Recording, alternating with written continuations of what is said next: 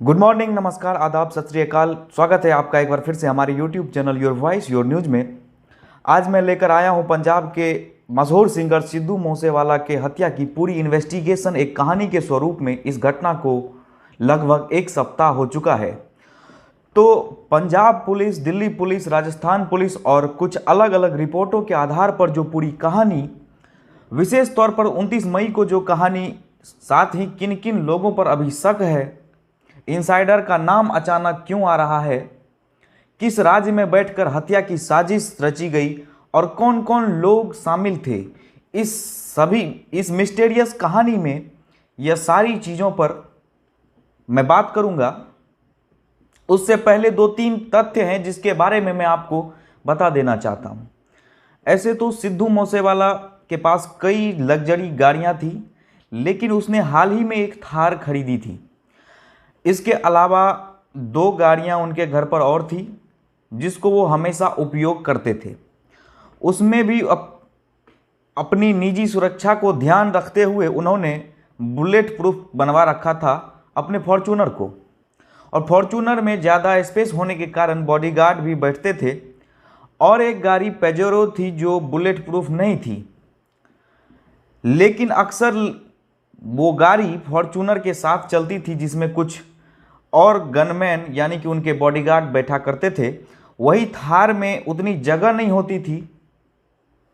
29 मई रविवार को मूसेवाला अपनी मौसी को देखने जा रहे थे, जिनका घर मूसेवाला के घर से तकरीबन 12 से 14 किलोमीटर की दूरी पर स्थित है।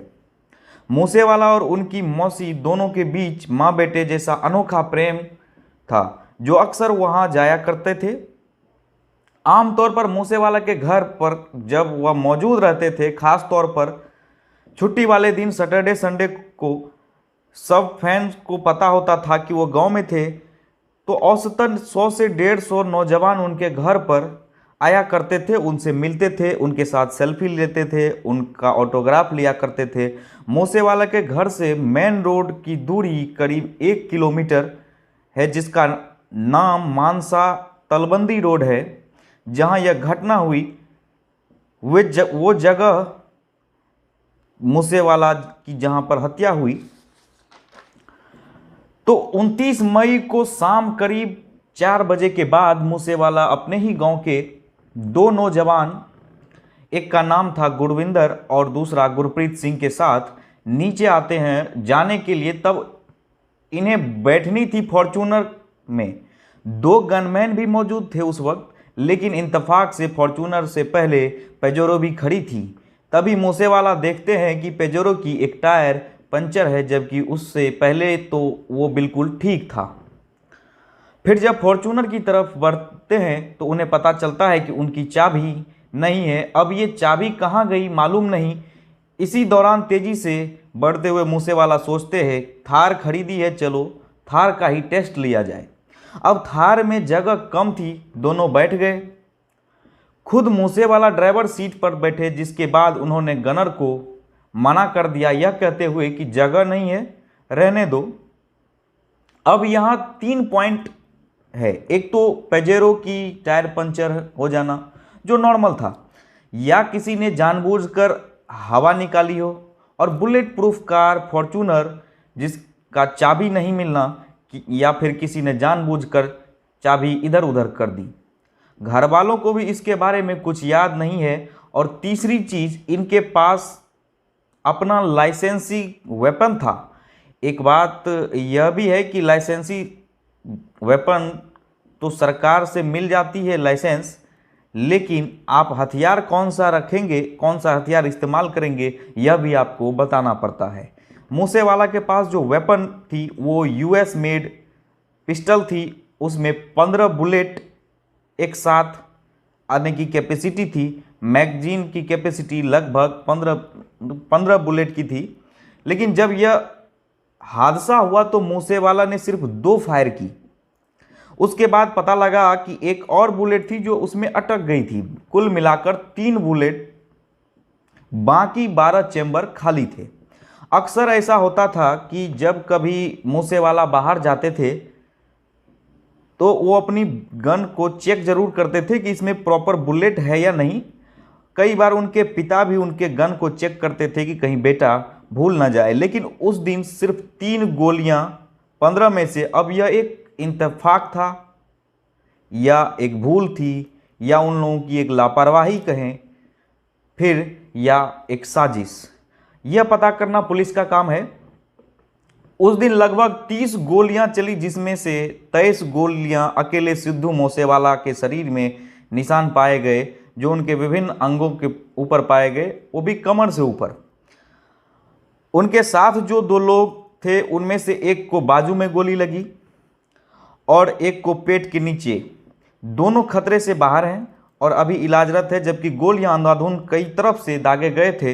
हालांकि पुलिस ने उनसे शुरुआती पूछताछ की, अभी सिलसिलेवार पूछताछ नहीं हुई है क्योंकि ये दोनों अभी हॉस्पिटल में एडमिट हैं।